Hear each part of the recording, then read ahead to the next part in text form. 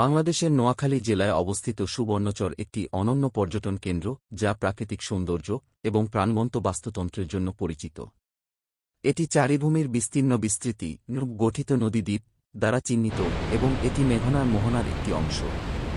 সুবর্ণচরে পর্যটকদের জন্য এখানে কিছু উল্লেখযোগ্য বৈশিষ্ট্য এবং কার্যকলাপ রয়েছে। চরল্যান্ড অন্বেষণ। সুবর্ণচরের চরভূমিগুলি তাদের বালুকাময় উপকূল এবং অনন্য গাছপালা সহ প্রাকৃতিক সৌন্দর্য প্রদান করে। দর্শনার্থীরা এই নবগঠিত ভূমি বরাবর হাঁটা এবং নির্মল প্রাকৃতিক পরিবেশের অভিজ্ঞতা উপভোগ করতে পারেন।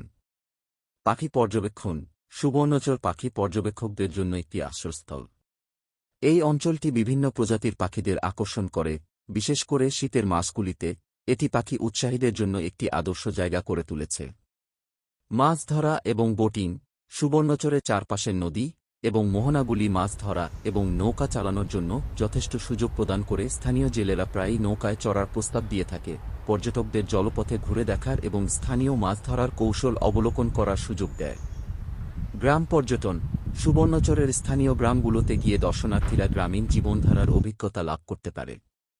গ্রামবাসীদের সাথে মিথস্ক্রিয়া, তাদের সংস্কৃতির অভিজ্ঞতা এবং তাদের দৈনন্দিন ক্রিয়াকলাপে অংশ নেওয়া একটি অনন্য এবং সমৃদ্ধ অভিজ্ঞতা প্রদান করতে পারে। সৈকত পরিদর্শন। সুবর্ণচরে কিছু সুন্দর, কম ভিড়ের সৈকত রয়েছে। এই সৈকতগুলি যারা জলের কাছে বিশ্রাম নিতে চায় এবং প্রাকৃতিক পরিবেশ উপভোগ করতে চায় তাদের জন্য একটি শান্তিপূর্ণ পশ্চাৎসরণ প্রদান করে, যেমন টাঙ্কির চর, জনতার ঘাট, চতলার ঘাট, সন্দ্বীপের ঘাট প্রভৃতি। পিকনিক এবং ক্যাম্পিং।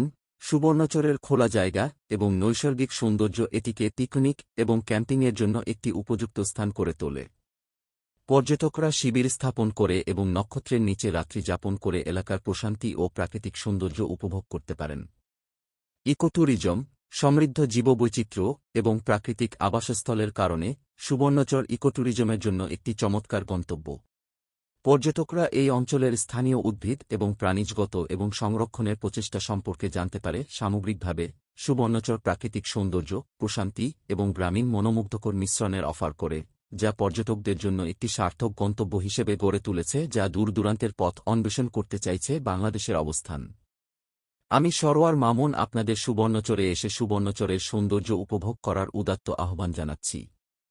প্রাণের সুবর্ণচরে আপনাদেরকে স্বাগতম।